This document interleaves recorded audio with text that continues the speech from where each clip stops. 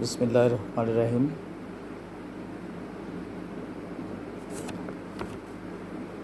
আমি জনগণ হিসেবে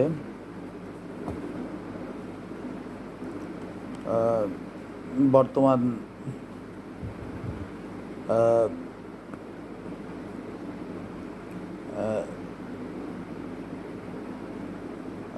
বর্তমান রাজনীতি এবং দেশ সম্বন্ধে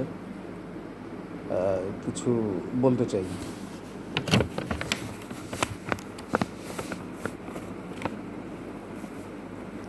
প্রথমত, একটি দেশ স্বাধীনতা অর্জন করা অনেক কঠিন। একটি দেশ স্বাধীনতা অর্জন করতে অনেক সময় লাগে, অনেক রক্ত দিতে হয়, বহু মানুষের প্রাণ যায়, অনেক ধৈর্য, ত্যাগ, তিতিক্ষার মাধ্যমে ছাত্র জনতা সবার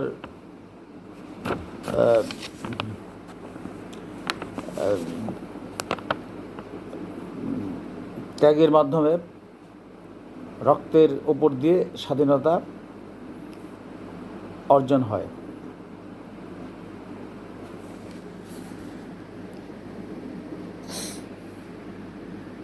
তো আবার সেই স্বাধীনতাকে ধরে রেখে সেই দেশকে উন্নত করতে সত্যিকারের গণতান্ত্রিকভাবে, স্বাবলম্বীভাবে, সার্বভৌমত্বর সাথে সেই দেশকে উন্নত করতে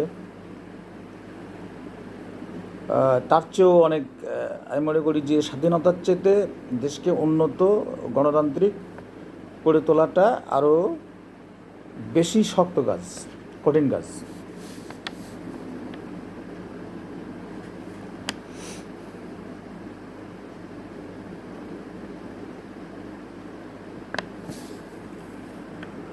তো আমি মাননীয় অন্তর্বর্তীকালীন সরকারকে কিছু বলতে চাই।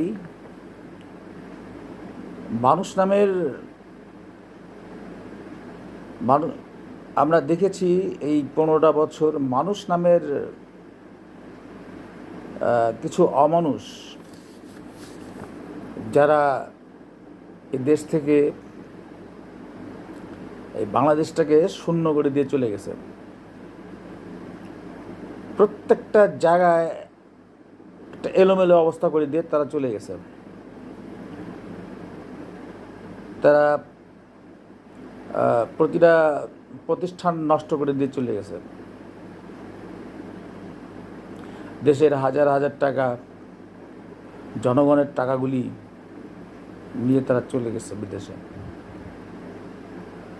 তারা প্রত্যেকেই বিদেশে বাড়িঘর করছে। তারা তো মানুষ না, তারা দেশে ভালোবাসতো না। তারা এদেশ থেকে টাকা পয়সাগুলো সব নিয়ে বিদেশে বহাল তবিয়তে আছে।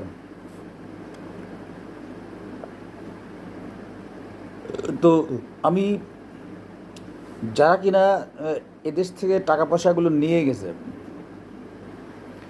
দেশটাকে ভঙ্গুর অবস্থা করে দিয়ে গেছে, এবং তাদেরকে যারা সহযোগিতা করছে, প্রধানমন্ত্রী তৎকালীন স্বৈরাচার, এই হচ্ছে সবচেয়ে বড় গিল্টি হচ্ছে এই স্বৈরাচার। তার প্রশ্রয় আশ্রয়ে এই লোকগুলো, এই ব্যবসায়ীতে শুরু করে, এই মন্ত্রী এমপিতে শুরু করে, এমনকি যুবলীগ ছোট ছোট যারা, তারা পর্যন্ত এদেশ থেকে হাজার হাজার কোটি টাকা নিয়ে চলে যায়। এটা কোন দেশে বসবাস করছি আমার মাথায় খেলে না। তো আমি অন্তর্বর্তীকালীন সরকার, আমি জানি যে ওনার বুদ্ধিমত্তা অনেক সুন্দর এবং ভালো। উনি এই যে দেশের আজকে অভাব অনটন, জিনিসপত্রের দাম বেশি, ব্যাংকগুলো শূন্য করে দিয়েছে, আর ডলার বাংলাদেশি টাকার সাথে ডলারের বিশাল একটা ডিফারেন্স তৈরি করে দিয়ে গেছে, যার ফলে আর এই যে সিন্ডিকেটগুলোর কারণে দ্রব্যমূল্য বৃদ্ধি পেয়েছে, যার ফলে প্রতিটা মানুষ এতে মানে কষ্ট 15 বছর কষ্ট করছে এবং এখনও মানে করে যাচ্ছে। তো এইগুলি মানে মাননীয় প্রধান উপদেষ্টা এগুলি সংস্কার করবেন, এটা আমরা জনগণ আশা রাখি। হ্যাঁ, বাংলাদেশের যে টাকার যে ডিফারেন্সটা ডলারের সঙ্গে টাকার ডিফারেন্সটা, এটা এত আমার এই বয়সে আমি এটা দেখি নাই। মানে কি পরিমাণ তারা টাকা এদেশ থেকে তসুরপাত করে নিয়ে চলে গেছে। তারা আমদানি রপ্তানির নামে টাকা চুরি করছে, তারা বিদ্যুতের খাত থেকে টাকা চুরি করছে, তারা কোন জায়গা থেকে টাকা চুরি করেন। তারা এমনকি মানুষ যে গরিব মানুষগুলো যে বাজার করে খাইতো, সেই বাজারের টাকাগুলো সিন্ডিকেট করে মেরে নিয়ে এই হাসিনার থেকে শুরু করে এরা সবাই খাইছে। এগুলি মেনে নেওয়া খুব কঠিন। এরা মানুষ না তো, অমানুষ। এদেরকে মানুষ নাম বললেও, স্বৈরাচার বললেও কম হয়। খুবই খারাপ। স্বৈরাচার আরও ছিল, কিন্তু এইরকম বদমাইশ স্বৈরাচার আমার জীবনে দেখি নাই। দেশটাকে শেষ করে দিয়েছে। যারা সম্মানের সাথে একটু চলতো তাদেরকেও অবস্থা খারাপ করে দিয়েছে। তাদেরকে আজকে খুব কষ্টে চলতে হয়, প্রতিটা মাস প্রতিটা বছর কষ্টে চলতে হয়। আবার যাদেরকে বড়লোক করে দিয়ে গেছে, পাহাড় পরিমাণ টাকা যাদেরকে করে দিয়ে গেছে, তাদের তো এগুলো সমস্যা না। সমস্যা হচ্ছে মধ্যবিত্ত নিম্নবিত্ত বা যারা অবস্থা আরও যারা নিচে, তারা গরিবে পরিণত হয়ে পড়ছে। তো এখন মানুষগুলো যে চলছে, হ্যাঁ, বাংলাদেশে মানুষ সংগ্রামী। এখন মানুষগুলো যে চলছে, কি করে চলছে? প্রত্যেকটা মানুষ প্রচণ্ড পরিশ্রমের মাধ্যমে সারাদিন রিক্সা, শ্রমের কাজ, যে কাজটা আগে অল্প অল্প হয়তো করতে হতো, এখন বেশি করে করতে হয়। তারপরে হচ্ছে অটোরিক্সা চালাইতে হয়, ভ্যান চালাতে হয়, রিক্সা চালাইতে হয়, বিভিন্নভাবে গার্মেন্টসে বেশি করে কাজ করতে হয়, বা অন্যান্য ইয়েতে যেখানে অল্প কাজ করলেও হতো সেটা এখন বেশি বেশি করতে হয়। তাছাড়া তো সংসার চালানো ওই টাকা দিয়েও তারা সংসার চালাইতে পারতেছে না, বাচ্চা কাচ্চার লেখাপড়া ঠিকমতো করাতে পারতেছে না। তো এইগুলি মানে সব দিকেই একটা মানে আসলে তো ওরা এদেশের মানুষকে ভালোবাসতো না, যার ফলে এই জিনিসগুলো হয়েছে। ওরা টাকাকে মানে ওরা যে টাকাগুলো যে জনগণের টাকা, এটা কোনো দিনই ভাবেনি। স্বৈরাচার হাসিনাও ভাবেনি, আর মন্ত্রী এমপিরাও ভাবে নাই। ওই যে কতগুলা ব্যবসায়ী, বেসিংর মালি, এস আলম থেকে শুরু করে সবাই, কে না বাদ আছে, প্রত্যেকেই এই হাসিনাকে পটায় এই টাকাগুলি সব ব্যাংক থেকে লোন টোন করে নিয়ে চলে গেছে। শুধু তাই না, ব্যাংক পর্যন্ত লুট হয়ে গেছে। তো ওই একবার আমরা শুনতাম যে যে যুদ্ধের পরে 72-এ বা ওই সময়টা বঙ্গবন্ধুর ছেলেরা নাকি ব্যাংক ডাকাতি করতো। তখন তো ব্যাংকের ডাকাতি করতো, আর এটা তো ওরকম না, এটা অন্য স্টাইলে ডাকাতি হয়েছে। ওই লোন নেওয়ার মাধ্যম দিয়ে, ঋণ নেওয়ার মাধ্যম দিয়ে সব নিয়ে চলে গেছে। মানুষের জায়গা জমি দখল হয়ে গেছে। কত মানুষ যে খুন হয়েছে এই 15 বছরে, 17 বছরে, তার মানে কোনো হিসাব নাই আমাদের কাছে। আয়নাঘর করে উত্তর কোরিয়া স্টাইলে কি যে করছে এরা। হ্যাঁ, এই র্যাপকে যে কি বাজেভাবে ইউজ করছে, যার ফলে আমেরিকা তাদেরকে স্যাংশন দিতে বাধ্য পর্যন্ত হয়েছে, তাও কি থামছে? হ্যাঁ, প্রত্যেকটা আমি আমি মনে করি প্রতিটা র্যাব অফিসে এখনও যদি ঠিকমতো সার্চ করা যায়, ওরা ঠিকমতো ওদের গোপন ঘরে এখনও আয়নাঘর খুঁজে পাওয়া যাবে। আমি চাই যে আহ, অন্তর্বর্তীকালীন সরকার, আপনি অনেক ভালো মানুষ, আপনি এই যে বাংলাদেশের মানুষগুলো, এরা তো কোনো অন্যায় করেনি, এদের অনেকের বাবা নাই, অনেকের স্বামী নাই, অনেকের ছেলে নাই, এদের এগুলি খুঁজে এগুলি বের করুন। তো তাহলে আপনাকে এই 18 কোটি 17 কোটি মানুষ আপনাকে এমনিতেই আপনাকে সম্মানের জায়গা বসাইছে, আরও সম্মানের জায়গা বসাবে। আর বাংলাদেশের যে অভ্যুত্থানের কথা যেটা বলি, এখানে আমরা দেখছি যে 90 সালেও ছাত্র জনতা অভ্যুত্থান করছিল এরশাদের টাইমে। তো তখন কিন্তু এরশাদ স্বৈরাচার হলো, এই বর্তমান যে স্বৈরাচার গেল তার শিখি পরিমাণও স্বৈরাচার ছিল না। এই স্বৈরাচার এতটা বড় স্বৈরাচার, ফ্র্যাঙ্কেনস্টাইনের মতো, এটা কল্পনা করেও মানে এটা শেষ করা যাবে না, কত বড় স্বৈরাচার ছিল। তারপরেও বলতো দেশটার উন্নতি করে ফেলতেছে। কি উন্নতি করছে? পদ্মা সেতু করছে, কি বলে, কি তারপর হচ্ছে মেট্রো রেল করছে। আরে এগুলি তো বিদেশি টাকা দিত, এই টাকাগুলা যে কন্ট্রাক্ট হইতো, ওই কন্ট্রাক্ট দিয়ে উন্নত দেশে ইউরোপে ওই রকম মেট্রো রেল কয়েকটা করা যেত। যে টাকা নষ্ট করছে এই পদ্মা সেতুর পিছনে, ওই টাকা দিয়ে কয়েকটা পদ্মা সেতু করা যেত। এই কয়েকটা পদ্মা সেতু পরিমাণ টাকা এরা সব লুটপাট করছে, ওবায়দুল কাদের থেকে শুরু করে প্রত্যেকটা এমপি মন্ত্রী এরা এগুলি চুরি করছে। এই টাকাগুলো ফেরত নিয়ে আসা হোক, এটা আমি চাই। আর আমি ছাত্রদের স্যালুট জানাই, তারা তারা তাদের তাদের তারা বুঝতে শিখছে। তারা ঢাকা ভার্সিটিতে পড়ে, কলেজে পড়ে, যেখানে পড়া, বুঝতে শিখছে যে দেশটা ভারত ওই যে একটু সহযোগিতা করছিল 71 সালে যুদ্ধের সময়, ওই দেশে কিছু আমাদের শরণার্থীদের আশ্রয় দিয়েছিল, আর শেষে একটু ট্রেনিং দিয়েছিল, আর একটু বম টম ফেলছিল। এই একটা মানে উপকারের নাম ভাঙায়া এতদিন ধরে চলতেছে, আজকে 52-53 বছর হয়ে গেল। হ্যাঁ, ভারত এখনও কর্তৃত্ব ফলাই যাইতেছে বাংলাদেশের উপরে। ওরা মনেই করে না যে বাংলাদেশটা একটা আলাদা একটা সার্বভৌম দেশ।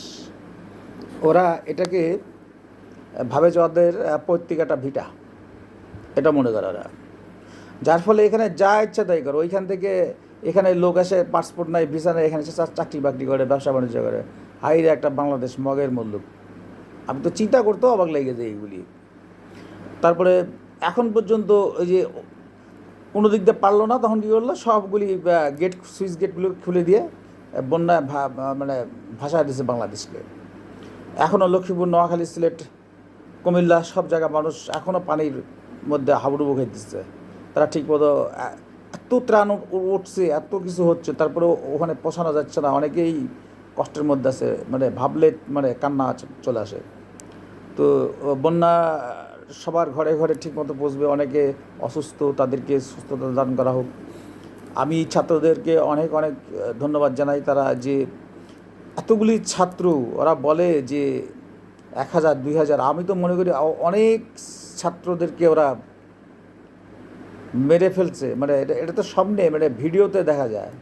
এছাড়াও অনেক ছাত্রছাত্রীদের উপরে শারীরিক নির্যাতন করছে, ছোট ছোট ছেলে, আমাদের ছেলেদের বয়সী।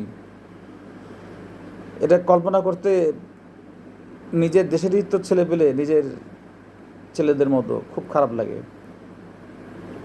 ওরা এভাবে বুকের তাজা রক্তগুলো দিয়ে এই দেশটাকে স্বাধীন করলো। এই জন্য আল্লাহ ওদের ভালো করুক, তাদের মায়ের বুক খালি হয়ে গেছে, আল্লাহ তাদের মঙ্গল করুক। তোমাদের রক্ত বৃথা যাবে না। বাংলাদেশ যতদিন আছে বেঁচে থাকবে, তোমাদের সবাই মনে রাখবে। আর সেনাবাহিনী, বাংলাদেশের সেনাবাহিনী, সূর্য সন্তান, তোমাদেরকে অনেক স্যালুট জানাই। বিশেষ করে Waker Yunus, chief of army, Bangladesh army প্রধান সেনাপতি, সেনাপ্রধান, উনি উনি তৎকালীন স্বৈরাচারের আত্মীয় হয়েও যে দেশকে, মাতৃভূমিকে ভালোবেসে গেছেন, এটা কোনোদিন ভুলব না। উনি অন্তর থেকে দেশকে ভালোবেসে গেছেন, আমরা ভুল বুঝছিলাম। উনি এখনও প্রত্যেকটা মানুষ, প্রতিটা সৈনিক যদি সেই সময় ছাত্রদের সাথে যদি এই স্বাধীনতা অর্জনের জন্য যদি ভূমিকা না রাখতো, হয়তো স্বাধীনতা পেতাম, আরও দেরি হতো। তো সেই সৈনিকদের সালাম জানাই। এই ভালোবাসা কই রাখবো? এই ভালোবাসা রাখার জায়গা নেই। সেনাবাহিনী, তোমাদের অনেক আল্লাহ হায়াত দান করুক, তোমাদের মঙ্গল করুক। আর আমি উপদেষ্টাকে বলবো, প্রধান উপদেষ্টাকে, সেনাবাহিনীদের বেতন বৃদ্ধি করা হোক, তাদের সুযোগ সুবিধাগুলি বাড়ানো হোক। তাদের সুযোগ সুবিধা কম। বিডিআর হত্যাকাণ্ডের সময় আমরা দেখছি অনেক সেনাবাহিনীর লোকগুলিকে মেরে ফেলছে নির্মমভাবে। এই ষড়যন্ত্র করে এই হাসিনা, স্বৈরাচার হাসিনা এগুলি করছে, এগুলির বিচার হওয়া দরকার। এছাড়াও যারা হাসিনা যাকে ইচ্ছা তাকে এসে এই উত্তর কোরিয়ার মতো যেভাবে মানে যাকে তার বিরুদ্ধে জয় বাংলার বিপক্ষে বলছে তাকে মেরে ফেলছে। মানুষ কথা বলতে পারতো না, সবাইকে গুলি করে মারছে অথবা আয়না ঘরে রেখে দিচ্ছে। 8 বছর 10 বছর এভাবে রেখে দিচ্ছে, কারো হদিস নেই, কাউকে মেরেই ফেলছে। আর যারা বেঁচে আছে তারা হয়তো কিছু বের হয়েছে, কিন্তু তাদেরকে এতটা কষ্ট দিছে, এর চেয়ে মেরে ফেলে দেওয়া মানে ভালো ছিল। তারা বুঝতে পারতো না যে তারা কোথায় আছে, কোন দিকে। মানে আয়নাঘরগুলি এমনভাবে তৈরি করছে, সেই আমরা যে আগেকার রাজা বাদশাদের যে কাহিনী শুনি, যে রাজা বাদশারা নাকি শাস্তি দিত বন্দি ঘরের ভিতর, ওইভাবেই তারা ওইখানে মারা যেত, ঠিক অনেকটা ওই স্টাইলের। এই কোন সরকারের আন্ডারে আমরা ছিলাম, চিন্তা করতেই মাথা ঘুরে ওঠে। তো আর্মি, সেনাবাহিনী, তোমাদের ভাই তোমরা আমাদের প্রাণের ভাই, তোমাদের জন্য খুব কষ্ট হয়, তোমাদের জন্যে বুকটা ফেটে যায়। এখন আমি নিজেই, আমরা জনগণ ভুল বুঝছিলাম তোমাদেরকে, পরে দেখলাম যে না, তোমরা সত্যি সত্যি দেশকে ভালোবাসো। এই বন্যার সময় পানির মধ্যে, কাদার মধ্যে তোমাদের রেস্ট নাই, তোমাদের বিশ্রাম নাই, তোমাদের পরিশ্রম করতে করতে তোমাদের তিন বাহিনী তোমরা এভাবে কাজ করেই যাচ্ছ, এখনো কাজ করে যাচ্ছ দেশের জন্য। আল্লাহ তোমাদের ভালো করুক। স্যালুট জানাই, বারবার স্যালুট জানাই তোমাদের। প্রধান সেনাপতির দিকে সবাইকে, ছাত্র জনতা, যে মায়েরা রাস্তায় নেমে এসেছিলেন সবাইকে স্যালুট জানাই। আর ছাত্র ভাই বোনেরা, তোমাদেরও অনেক ভালোবাসা। এই ভালোবাসা তো জানাবার ভাষা নাই। এর মধ্যেও সচিবালয়ে এসে গ্যাঞ্জাম করে এই আনসার নামক, এটা সব আওয়ামী লীগের ছেলে পেলে। তারপরে কোথায় কোথায় এরা গ্যাঞ্জাম করে। এখনও সিন্ডিকেট ঠিক হয়নি, সিন্ডিকেট এখনও ঠিক হয়নি। সিন্ডিকেটের সবগুলো হাসিনা, এই স্বৈরাচার হাসিনার সব লোকজন বসানো আছে। প্রত্যেকটা জায়গায় যেখানে যেখানে অনিয়ম দেখতে পাচ্ছেন, প্রত্যেকটা প্রতিষ্ঠানের যে চিপগুলি আছে, এগুলি আমি মনে হয় এই চিপগুলিকে ওএসডি করে দেন, অথবা চিপগুলিকে চেঞ্জ করে সৎ লোক যারা দেশপ্রেমিক তাদেরকে বসিয়ে দেন। তাছাড়া এই এই এই হাসিনা বদমাশ, ওর ছেলে, ওর মেয়ে, ওদের যে আত্মীয় স্বজন, শেখ সেলিম থেকে শুরু করে সবগুলি বদমাশ। আমি একটা, আর ওবায়দুল কাদের, এ তো একটা মানে পাক্কা একটা বদমাশ, মানে একটা বদমাশ বললেও ভুলে, সুরের চেয়েও খারাপ হারামজাদা এখন পালাইছে। হারামজাদা এই এই আর এক হারামজাদা উস্কানি দিয়ে এগুলি করছে সব। কুত্তার বাচ্চা দেশটা শেষ করে দিয়ে গেছে, দেশ সব পালাইছে। মানুষ কত, বাংলাদেশে মানুষ, এখানে কত উৎপাদন হয়, এখানে ধান চাউল কিচ্ছুর অভাব নাই। এখানে গরু ছাগল, আমাদের খাদ্যদ্রব্য, শাক সবজি, ফলমূল, এখানে কত, বাংলাদেশ ফলে ফুলে ভরপুর একটা দেশ, এখানে কখনো অভাব হওয়ার কথা না। কিন্তু আমাদের দেশে আগে যে মানুষ বাড়ছে এটা ঠিক, কিন্তু আমাদের উৎপাদনও কিন্তু বাড়ছে। আমাদের এই যে আমরা যে গরু মাংসটার দাম এখনও বেশি, মাছের দামটা এখনও বেশি, তরি তরকারির দামটা এখনও বেশি, চাউলের দামটা কেন এত বেশি হবে? আমাদের তো উৎপাদন তো কম হয় না। আমাদের এই গরু, এই যে এখন তো সুন্দরভাবে বৈজ্ঞানিক পদ্ধতিতে গরু উৎপাদন হচ্ছে, ছাগল উৎপাদন, মুরগি, হাঁস মুরগি সব উৎপাদন হয়, দাম তো বেশি হওয়ার কথা না। আসলে আমাদের এই যে হাসিনার যে ভূতগুলি বসে আছে এখনও মাথায়, কারণ ওরা তো লোভ পেয়ে গেছে, ওই শাকসবজি বিক্রি করে ওরা কোটি কোটি টাকা মালিক হয়েছে। ওই সামান্য একটা কসাই তার হচ্ছে ওই গরু মাংস বিক্রি করে তারা আজকে কোটিপতি হয়েছে। এটা কীভাবে? এটা আমরা তো দেখি নাই কোনো এগুলি। তার মানে ওইখানে যে ভূতগুলো বসে আছে, আর ওই বাণিজ্য মন্ত্রী যে যে হচ্ছে ছিল, ওর নিজেও টাকা খাইতো, আর ওই ব্যবসার যে যে সিন্ডিকেটের যে ইগুলি ছিল, সমিতির যে হাসিনা তৈরি করে দিয়েছিল, যে সমিতির সভাপতি সেক্রেটারি, এরা খাইছে, আর হাসিনা নিজেও ভাগ পাইতো, মন্ত্রীরাও ভাগ পাইতো। তো এই সিন্ডিকেট ভেঙে দেওয়া দরকার, খুব দ্রুত ভেঙে দেওয়া দরকার এগুলি। দেশ স্বাধীন হয়েছে 5 আগস্ট, বসে থাকলে হবে না। আর দেশকে উন্নত করতে হলে, ভালো করতে হলে এই মায়া মমতা এগুলি সব ত্যাগ করতে হবে, এগুলি ভেঙে দিতে হবে সব। আর আমি আরও বলবো যে মেডিকেল সেক্টর, করোনার সময় আমরা দেখছি যে করোনার সময় কত টাকা বিদেশ থেকে ওষুধ, বিনা পয়সা ওষুধগুলি দিল, করোনার ভ্যাকসিনগুলি। আর এখান থেকে এই স্বাস্থ্যমন্ত্রী থেকে শুরু করে সবাই এই টাকাগুলোও তসুৎপাত করেছে। প্রত্যেকটা হাসপাতাল, মেডিকেলে অনেক ডাক্তার, যারা হাসিনা লবির, ওই স্বাস্থ্যমন্ত্রীর লবির ছিল, সব এই টাকাগুলো মেরে খেয়ে ফেলছে, ভুয়া ডাক্তার তৈরি হয়েছে।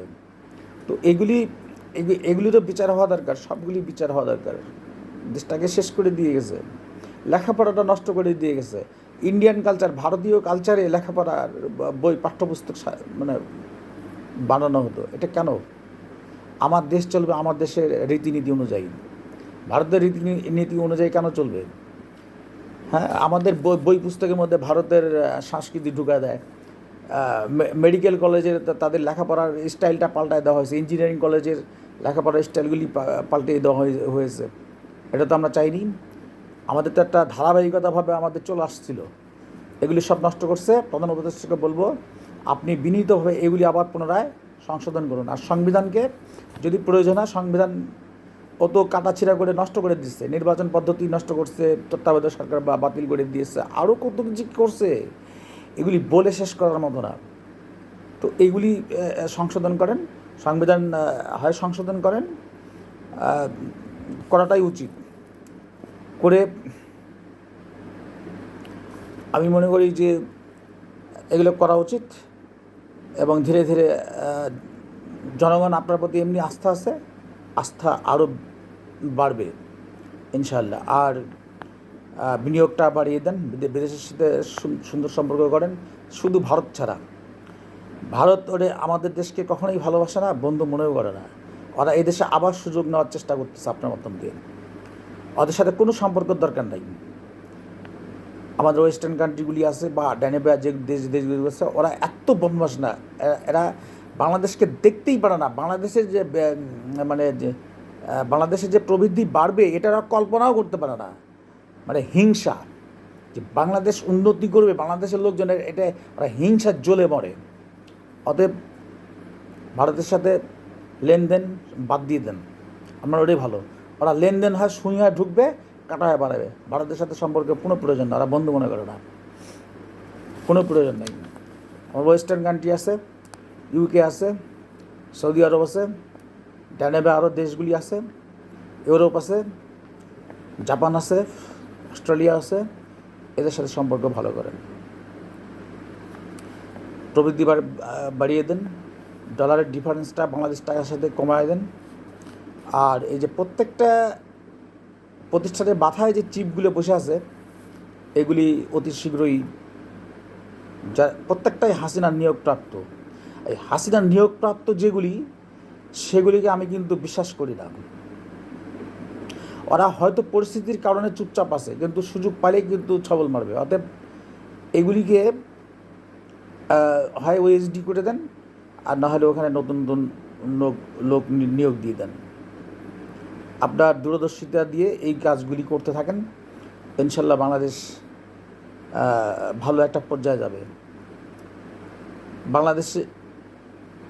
বাংলাদেশ কত কষ্টে আছে, আমি অবাক লেগে যাই যে এখানকার লোকগুলি যারা নিম্ন পর্যায়ের, গ্রাম অঞ্চল থেকে শুরু করে যারা নিম্ন মধ্যবিত্ত, তারা এই দেশে বসবাসের উপযোগী ছিল না, নিজের বাসায় নিজে থাকতে পারতো না, যার ফলে তারা অনেকেই বিদেশে চলে গেছে কাজের আশায়। এদেশে কাজের পরিবেশই ছিল না, এদেশে মানে জিনিসপত্রের মূল্য বৃদ্ধির কারণেও চলে গেছে অনেকে। কী করবে, উপায় নাই। এদেশে কাজ কাম ছিল না, সব তো আওয়ামী লীগের ছিল কাজ কাম, ঠিকাদারি কাজ, নির্মাণ কাজ সব আওয়ামী লীগ করতো। এখানে অন্য কারো এখানে অধিকার ছিল না। ওর বাপের দেশ ছিল, কথা বলে বাপের দেশ, এখনও নাকি ওর বাপের দেশ। শালা বদমাশ কথা। তো আমি এটা আরও বলবো। আর বিএনপিও বৃহৎ একটা দল, তারাও এদের শাসন করছে, কিন্তু আমি তো বিএনপির এরকম ত্রুটি বিচ্যুতি দেখি নাই। আমি সবিনার সাথে বিএনপির অ্যাক্টিং চেয়ারম্যান তারেক রহমান সাহেবকে আমি সশ্রদ্ধ বলতে চাই যে সামনে একটা নির্বাচন আসছে, আপনি ওই দূরে থাকলে তো হবে না, আপনি দয়া করে বাংলাদেশে চলে আসুন, এসে মানুষের পাশে দাঁড়িয়ে যান, মানুষকে ভালোবাসুন, কাছে এসে ভালোবাসুন, চলে আসেন বাংলাদেশে, চলে আসেন, মানুষের সাথে সাথে কাজ করেন। মানুষ আপনার মুখের দিকে তাকিয়ে আছে, যাতে ভবিষ্যতে আপনি সুন্দরভাবে দেশটাকে গড়ে তুলতে পারেন। আপনার বাবা যেভাবে সুন্দরভাবে সেই ৭৪-এ যখন দুর্ভিক্ষ হয়েছিল, তারপরে আপনার বাবা যেভাবে দেশটাকে আবার ঘুরিয়ে দাঁড়িয়ে করছিল, আমরা চাই এইভাবে ঘুরিয়ে আবার দাঁড় করাবেন। সেই জন্য আপনি বাংলাদেশে এসে মানুষের পাশে এসে দাঁড়ান। আর বিএনপি ১৭টা বছর বহু কষ্ট করছে, প্রত্যেকটা নেতা, বড় বড় নেতার থেকে শুরু করে ছোট কর্মী পর্যন্ত কাউকে রেহাই দেয়নি। তাদেরকে একজনের কত মানে শত মামলা দিয়ে রেখে দিয়েছে, কাউকে মেরে ফেলছে। আওয়ামী লীগের ছেলেপেলেরা যাকে তাকে মারতো, ধরে গুলির ভয় দেখাতো, কী না করছে। হাইকোর্টের বারান্দা ঘুরতে তাদের এই ১৫ বছরই চলে গেছে, এরকম ঘটনাও আছে। আর আয়নাঘর তো আছেই, আর কি কিছু হলে আয়নাঘরে নিয়ে যায় রেখে দিত, মুখ খুলতে দিত না, মানে ওরা যা ইচ্ছা তাই করবে। তো এগুলির বিচার হওয়া দরকার, এটা অনেক কষ্টের বিষয়। সব মাফ করে দিলে তো হবে না, মাফ করা যায়, কিন্তু এত অত্যাচারের কী করে মাফ করা যায়? প্রত্যেকটা বিচার সুষ্ঠুভাবে, বিচার বিভাগের তদন্তের মাধ্যমে বিচার চাই, এগুলি করেন। আর এই ওপরে যারা আছে, প্রতিষ্ঠানের ওপরগুলিতে যারা আছে, তাদেরকে দয়া করে আপনি নতুন লোক নিয়োগ দেন, অথবা ওএসডি করে দেন। তবে আমি বাংলাদেশ সেনাবাহিনী সম্বন্ধে আরও বলতে চাই, তারা বাংলাদেশ সত্যিকারের বারবার যতবার এই বাংলাদেশের এই সমস্যা তৈরি হয়েছে, ছাত্র জনতা আর এই বাংলাদেশের সেনাবাহিনীর পাশে এসে দাঁড়িয়েছে। এই জন্য আমি ওয়াকার ইউনুস সেনাপ্রধান স্যারকে আমি সম্বর্ধনা অভিনন্দন জানাই, সালাম জানাই। আপনি যে একটা পরিচয় দিয়েছেন দেশকে ভালোবেসে, এটা আমরা কোনোদিন ভুলব না। আপনি দেশটা গড়ে দিয়ে যান, এবং আপনি প্রধান উপদেষ্টা, সবাই দেশটা একটা সুন্দর নির্বাচন, যুক্তির সময়ের মধ্যে একটা নির্বাচন দিয়ে, একটা গণতান্ত্রিক দলের হাতে একদম পরিষ্কার একটা নির্বাচন দিয়ে, সুন্দর নির্বাচন দিয়ে আপনারা যাবেন, এই আশা প্রত্যাশা রাখি। আর এই যে মামলার ব্যাপারে একটা কথা বলি, সেটা হচ্ছে যে এই যে ৫ আগস্ট জুলাই শেষে যে বৈষম্য বিরোধী যে আন্দোলনটা হলো, এই আন্দোলনে যারা মারা গেছে তাদের আল্লাহ জান্নাতবাসী করুক। যাদেরকে জেলবন্দি করছিল বা অত্যাচার করছিল, তারা তারা তারা হয়তো জামিন পাচ্ছেন, বা অনেকে এখনও জামিন ঠিকমতো পাইছেন কিনা বা সুস্থ হয়েছেন কিনা আমি জানি না। এছাড়াও এই 15 বছরে এই হাসিনা স্বৈরাচার থাকা অবস্থায় আমি দেখেছি যে যারা সাধারণ মানুষ কোনো দল করতো না, যারা সাধারণ মানুষ দল করতো না, কেউ দাড়ি রাখতে পারতো না, বলতো জামাতের লোক। একটা লোক ধরলেই, একটা সাধারণ লোক ধরলে বলতো বিএনপির লোক। এদেরকে নিয়ে যেয়ে এই পুলিশ কতটা মানে খারাপ হলে এরকম হতে পারে, এই পুলিশকে এই খারাপটা তৈরি করছে শেখ হাসিনা। ও নিয়োগ দিয়েছে, ও এই পুলিশ বাহিনীকে খারাপ করে দিয়ে গেছে। একটা ছেলে ধরলো, ছেলেকে বা একটা লোক ধরলো, তার হাতে কিছু মাদক দ্রব্য দিয়ে দিল, বা হচ্ছে একটা ভাঙা পিস্তল দিয়ে দিল, দিয়ে বললো যে হচ্ছে একে এনকাউন্টার দিয়ে দাও। কত বড় নির্মম হলে এটা হয়? এটা উত্তর কোরিয়াও হয় কিনা আমার সন্দেহ আছে।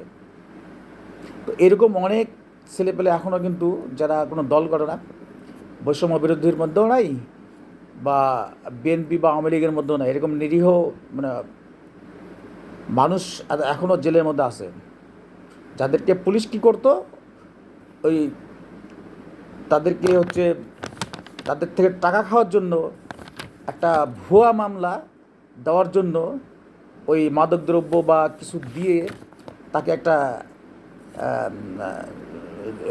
জেলের ভয় দেখিয়ে টাকা খাইতো। এমনকি মোটরসাইকেলে যে যারা ভ্রমণ করতো, মোটরসাইকেল তো ছেলেপেলে কেনা কেনা বাদ দিয়ে দিচ্ছিল, মোটরসাইকেলে সব কিছু থাকা সত্ত্বেও পুলিশের এই সার্জেন্টগুলি ধরে ধরে টাকা খেত কেস দেওয়ার নাম করে। কী অবস্থা চলে গেছিলো, মানুষ ছেলেপেলেরা মোটরসাইকেল কেনা বাদ দিয়ে দিয়েছিল প্রায়। তো এভাবে অনেক ছেলেপেলে এখনও যারা দল করে না জেলের মধ্যে আছে, এরাও কিন্তু ওই ওই অবস্থায় পড়ে আছে, এদের কোনো দোষ নাই, ভুয়া মামলা দিয়ে রেখে দিছে। হয়তো টাকা দিতে পারেনি, ভুয়া মামলা দিয়ে রেখে দিচ্ছে। এদেরকে আমি উপদেষ্টাকে, প্রধান উপদেষ্টা সবিনা বলবো, এদেরকে সব ছেড়ে দেওয়ার জন্য। অর্থাৎ 5ই আগস্টের আগে যারা, হাসিনা পতনের আগে যারা ছিল, সবগুলো ছেড়ে দেওয়ার জন্য। এদের কোনো দোষ নেই। আর আরও বলি যে শেষে এটুকুই বলবো যে যে নির্বাচন কমিশন তা ঠিক করুন। নির্বাচন কমিশনার যে কয়েকটা আসছে, যে 3টা ভোট হয়েছে, এই কমিশনারগুলো একটা শাস্তি দেওয়া দরকার, এদের এদের এদের বিরুদ্ধে মামলা হওয়া দরকার। আর নির্বাচন কমিশন সুন্দরভাবে সাজান। আর এরা এত এত সাহস কই থেকে পায়? এত টাকা খাইছে, হাসিনাদের টাকা খেয়ে এইগুলি করছে, ওদের বিরুদ্ধে শাস্তি হওয়া দরকার আছে। তারপরে প্রত্যেকটা প্রতিষ্ঠান, বিচার বিভাগ, আইন বিভাগ থেকে শুরু করে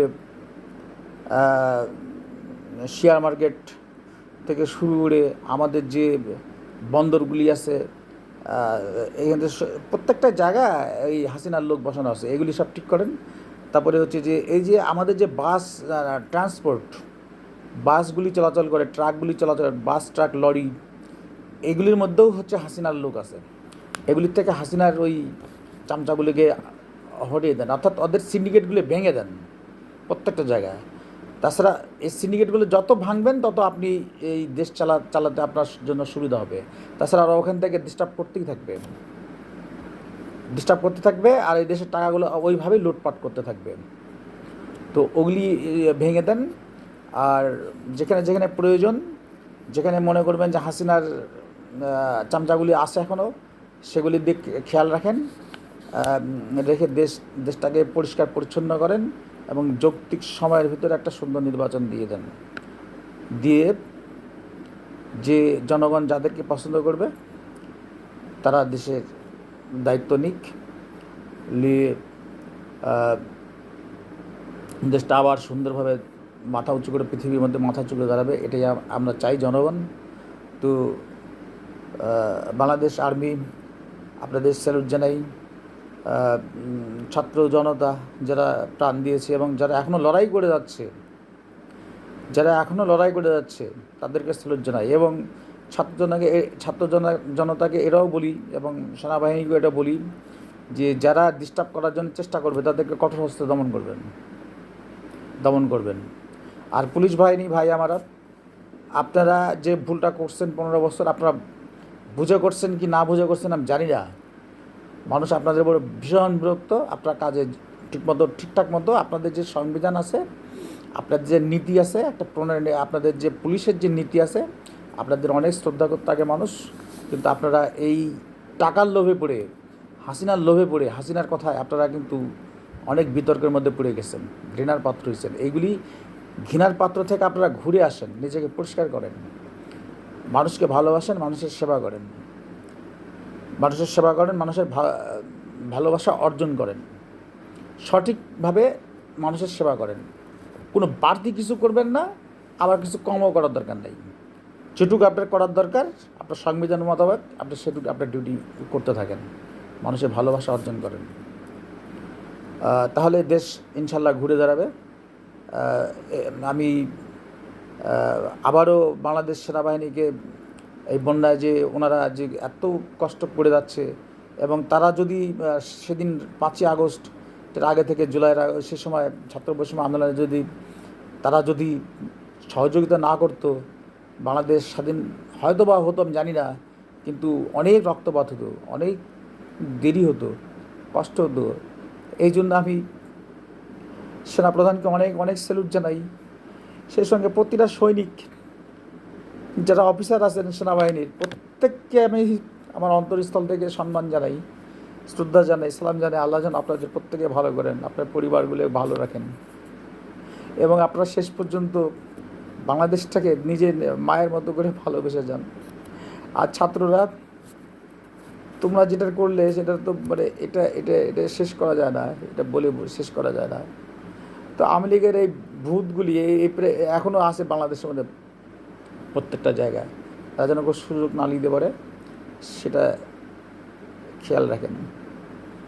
আর প্রধান উপদেষ্টা, আমি আপনার সময় আপনি নোবেল পেয়েছেন, আমি জানি। আপনি তাছাড়া আপনার বুদ্ধিমত্তা, দেশের অর্থনীতি কীভাবে ভালো করতে হয়, দ্রুত সময়ের মধ্যে দেশের অর্থনীতি ভালো করা যায় সেটা করেন, ব্যাঙ্কগুলিকে ভালো করেন, প্রতিটা প্রতিষ্ঠান ভালো করেন, নির্বাচন অবস্থা ভালো করেন, দেশের আইন শাসন সব একটা জায়গা নিয়ে আসেন, দেশের অর্থনীতি যাতে ভালো হয়, বিদেশের সাথে ভালো সম্পর্ক করেন, এখানে ব্যবসা বাণিজ্য যাতে ভালো হয়, বিদ্যুতের বিলগুলি যাতে কমে যায়, মানুষ মৌলিক অধিকারগুলো সঠিকভাবে পায়, প্রতিটা মানুষ যেন মৌলিক অধিকারগুলি ঠিকঠাক মতো পায়, এই দিকটাও নজর রাখেন, এবং দ্রব্যমূল্য যাতে কমে আসে, সিন্ডিকেটগুলি ভেঙে দেন। এবং আমার মনে হয় ইনশাআল্লাহ বাংলাদেশ আবার সুন্দরভাবে আসবে। সর্বোপরি আইন শৃঙ্খলা সুন্দর রাখেন, ইনশাআল্লাহ সব ঠিক হবে, এবং আপনার নিজেরও সুনাম হবে, এবং যৌক্তিক নির্বাচন দিয়ে বাংলাদেশটা একটা সুন্দর পর্যায়ে নিয়ে যাবেন, এই আশা রাখি বলে আমি আমার বক্তব্য রাখছি। বাংলাদেশ জিন্দাবাদ, এগিয়ে যাক।